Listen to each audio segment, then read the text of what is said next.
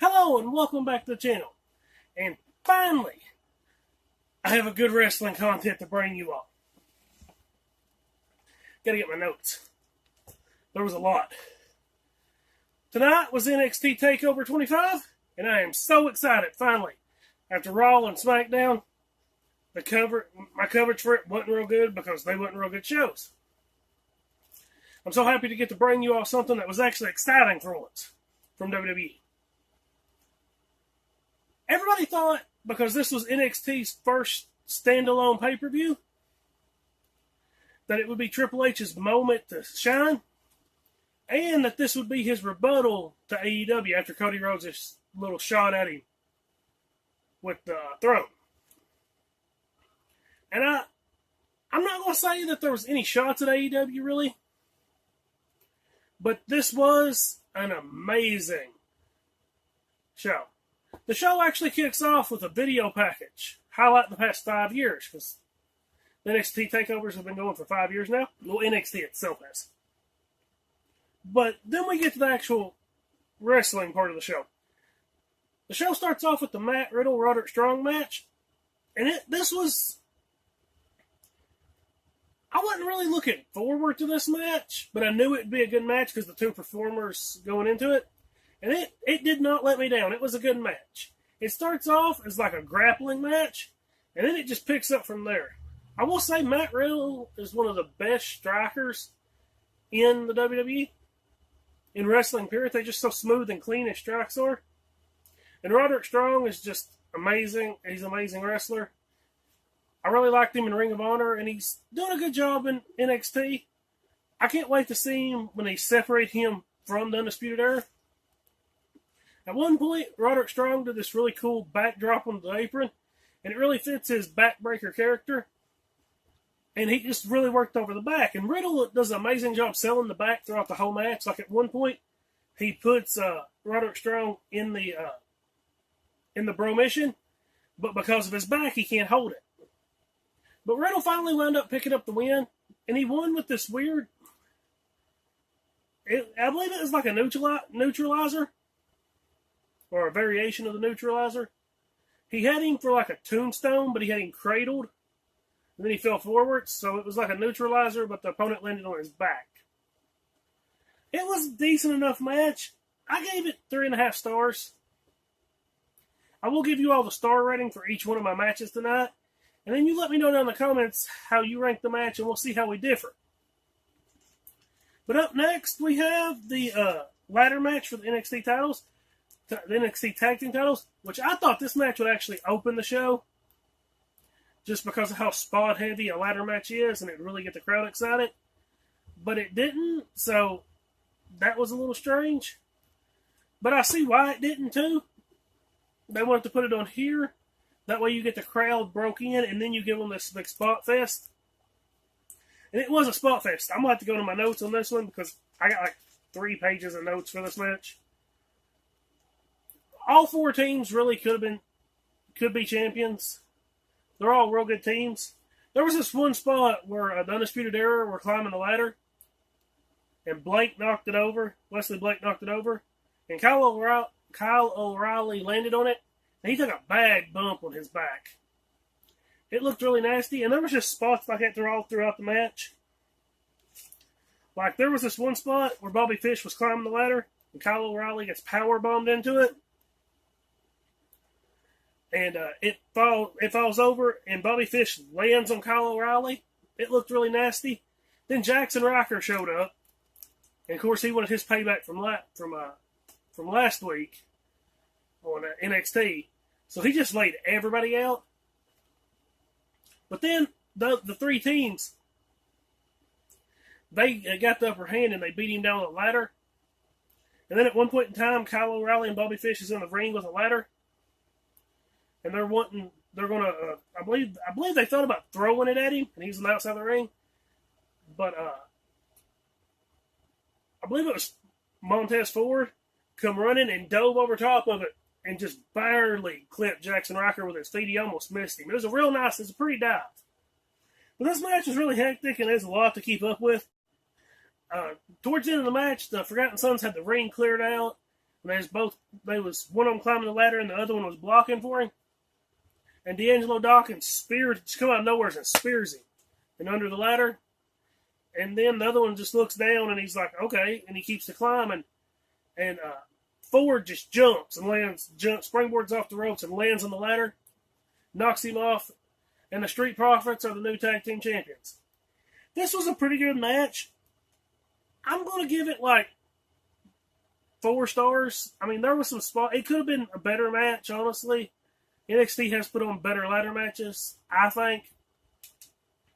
Which, with 4 tag teams, that's 8 men in the match. There's a lot going on at one time. Then up next, we had what I thought would be match of the night. It was the North American Championship match. And this was Tyler Breeze's debut back in NXT after the main roster. And I love the promos they did setting up this match between Dream and Tyler Breeze. Dream, if you haven't seen the show and you didn't watch NXT this week, go on their YouTube channel and see if you can find the footage of Dream. He did this beautiful video package and this whole thing about Tyler Breeze, and then Tyler Breeze did a rebuttal to it. It was perfect. And this match, it delivered too as well. Velveteen Dream always goes all out for his entrances. And I think this week, on this NXT, he was actually portraying Triple H. Because he did the Triple H bow at the end and he had this poofy shirt on. That's just what I've seen out of it. I may be reading too much into it. But it was a real good match. Like, there was one point in it where Velveteen Dream reversed the Unprettier into the Dream DT. That was really nice.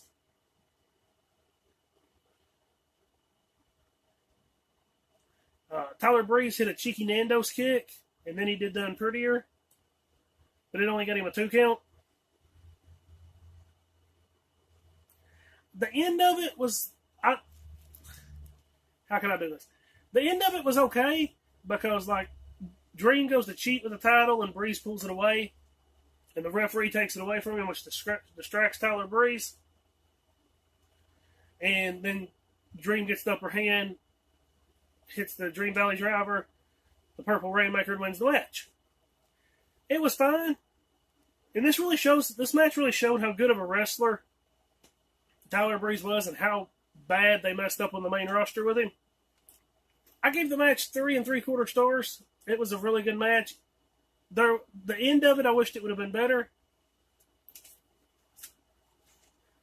Up next, we have the women's title match, and it's Shayna Baszler versus Io Shirai. And Io Shirai had picked up some intensity leading into this match. She'd been using a kendo stick a lot. One of the things I really did keep forgetting is this is Shayna Baszler's second reign with the title.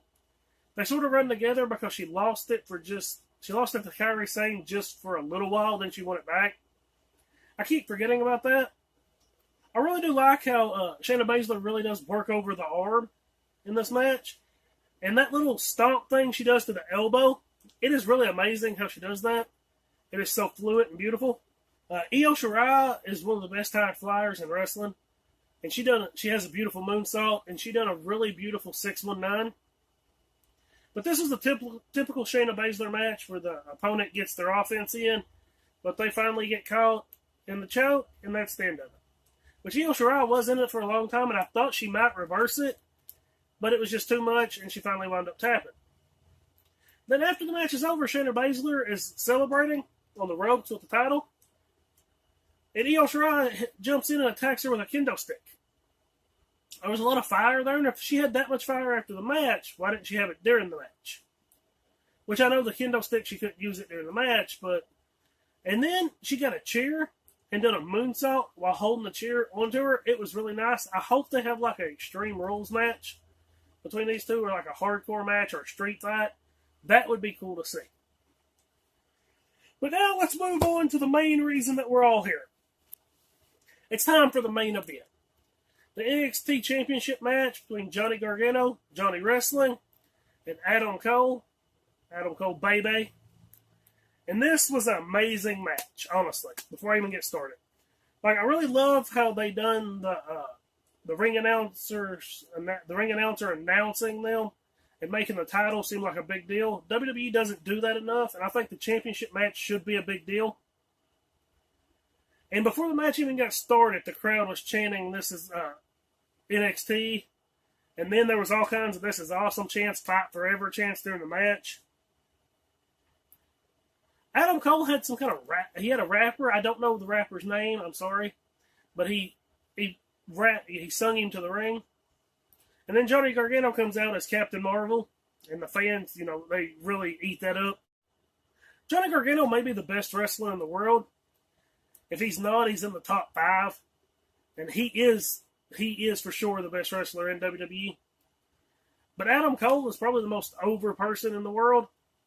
He can do no wrong with the fans. I believe he could come out there and smack a baby and they'd still cheer for him.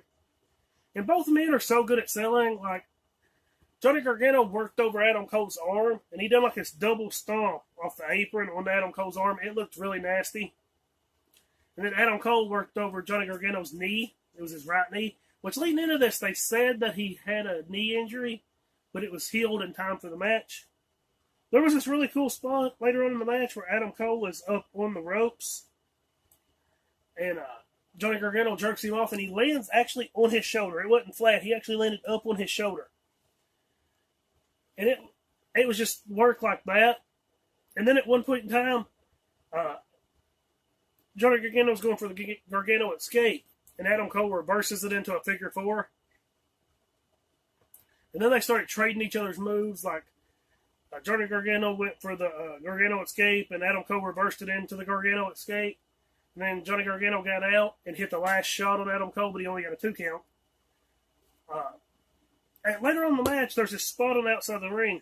Adam Cole hits this. Johnny Gargano goes to run through the ropes, and Adam Cole super kicks him just out of midair, and it's beautiful. I mean, flawless. If the timing would have been off by a second, he'd have crippled him. Then he hits a Panama Sunrise on the floor, rolls him back into the ring, only gets a 2 count. The crowd goes nuts. Then he gets frustrated. He gets out of the ring and he goes to get a chair. The ref stops him, and about that time, they're struggling over the chair. Johnny Gargano goes to dive through the ropes, and Adam Cole moves, and he takes out the ref. Well, Adam Cole goes to hit him with a chair. He misses, and Gargano super kicks it into his face. Then he goes to get him back in the ring, and the ref's knocked out, so Cole goes to motion for the Undisputed Era to come out. It's a bluff, and Gargano realizes it's a bluff, so he goes to get back in the ring. And the only way I can describe this move is it's a slingshot pile driver. Gargano's draped over the middle rope, and Cole's standing there, and you know how they do when they backdrop him over the ropes? It was like that. And he just bounces and drops down into a pile driver. It was flawlessly. He only got a 2 count out of that as well. Then he goes to hit the last shot, but Gargano just collapses before he can get to him. So Adam Cole thinks he's got the upper hand. So he goes over there to roll him over into the pin. And when he does, he grabs him, locks him in the Gargano escape. But Adam Cole beats his knee and gets out of it. He hits a Panama Sunrise. Hits the last shot. And that's the match. Your new NXT Heavyweight Champion, Adam Cole. So we are in the reign of the Undisputed Era, the reign of Adam Cole. I'm a little upset because Johnny Gargano seemed like he was a transitional champion. He didn't keep the belt for a real long time. But at the same time, I am super excited because Adam Cole's the champ. And let's see how this runs down the line here. That match right there, I gave it 4 3/4 stars. It was almost a perfect match. And the whole show, overall, I gave it 8.5 out of 10. There was a few matches that were just okay. But that last match really, really was amazing. But let me know down in the comments what you all think about the show. And let me know how you would have graded it. And with all this said,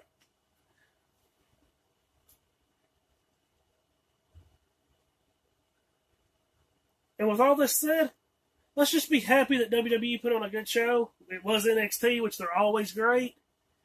And I hope you all have a wonderful day, and thanks for watching.